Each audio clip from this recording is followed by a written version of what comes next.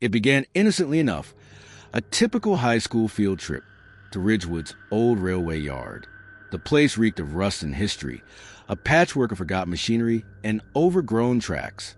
Our history teacher, Mrs. Crane, droned on about the Industrial Revolution, her voice a dull hum against the crisp autumn air. I barely listened. The sharp chill in the breeze had my fingers clutching my jacket sleeves, and I felt Tyler nudging me with that all-too-familiar glint in his eye. "You're bored too, right?" he whispered. "Like you wouldn't believe." I muttered back. That's when we saw it, the tunnel. It loomed in the distance, a yawning mouth cut into hillside, flanked by brittle weeds and a dilapidated fence. A faded sign dangled precariously, its rusted letters barely legible. "Danger. Tunnel closed." I'd seen it before on the drive into town, but standing this close, it seemed different, alive, almost.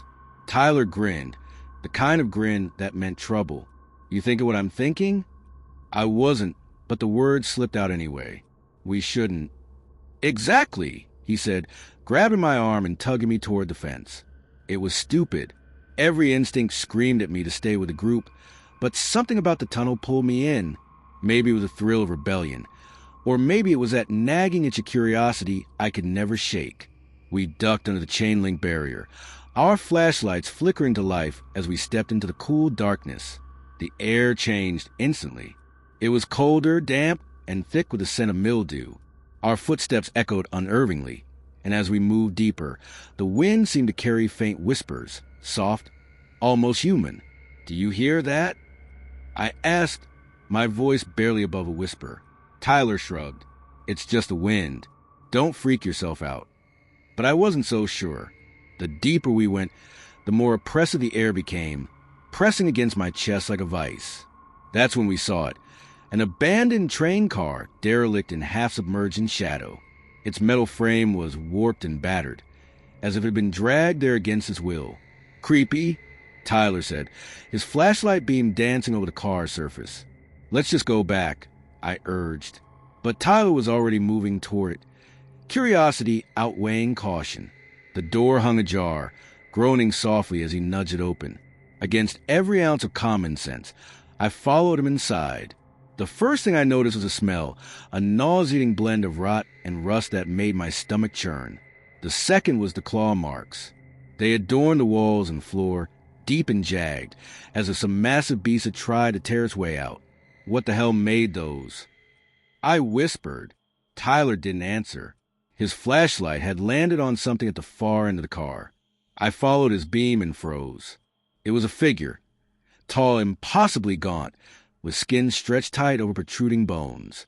Its eyes glowed a sickly yellow, unblinking, and above its head rose a pair of twisted antlers, gnarled and sharp. For a moment, none of us moved. The air itself seemed to hold its breath. Then it growled, a low, guttural sound that rattled in my chest. "Run!" Tyler shouted, and we bolted. The creature moved fast. Too fast.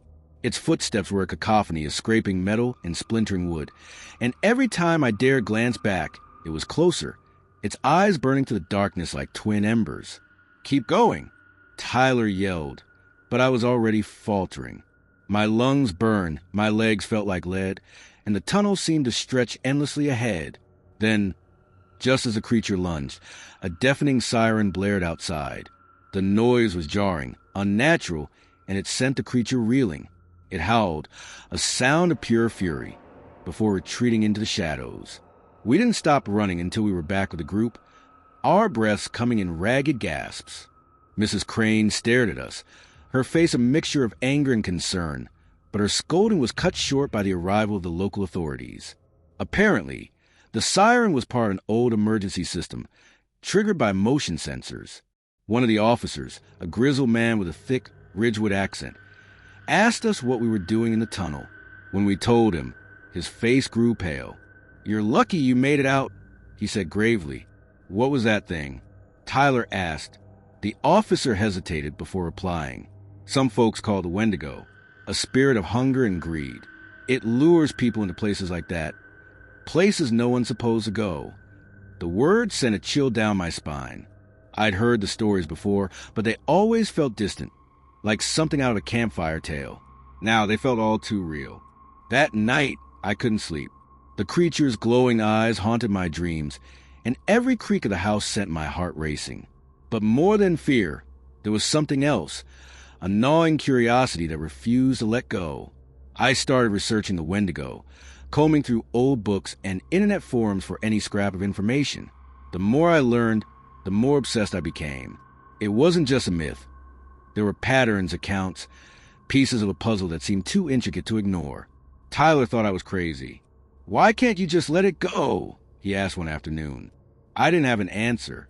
All I knew was that the tunnel wasn't just a place. It was a question, one I was determined to answer. Weeks turned into months, and my obsession deepened. I returned to the railway yard, this time alone, armed with a camera and a notebook. The tunnel was as foreboding as ever, but I pressed on, driven by a mix of fear and determination. Inside, the air was colder than I remembered, and the whispers seemed louder, more insistent. I ventured deeper, retracing my steps to the abandoned train car. It was still there, a monument to my nightmares. This time, I wasn't just an intruder. I was a seeker. What I found in that tunnel changed everything. It began innocently enough, a group of friends planning a last hurrah before the real world pulled us apart.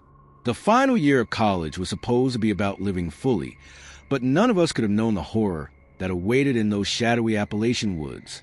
Amelia was the one who suggested the camping trip, her adventurous spirit always driving us into wild plans. Chris was a reluctant but loyal companion, and Zoe, the pragmatic one, kept us grounded. I was the dreamer, drawn to the stories that whispered from those ancient mountains. They were just tales, after all. The drive was filled with laughter and music, the car packed with camping gear and snacks. As the sun dipped below the horizon, casting an orange glow over the tree-covered hills, I felt a shiver I couldn't explain. We pitched our tents in a clearing far from any marked trail, the silence of the forest oppressive, yet strangely alluring. Zoe joked about bears, while Chris told a half-hearted ghost story to lighten the mood. The unease began while collecting firewood.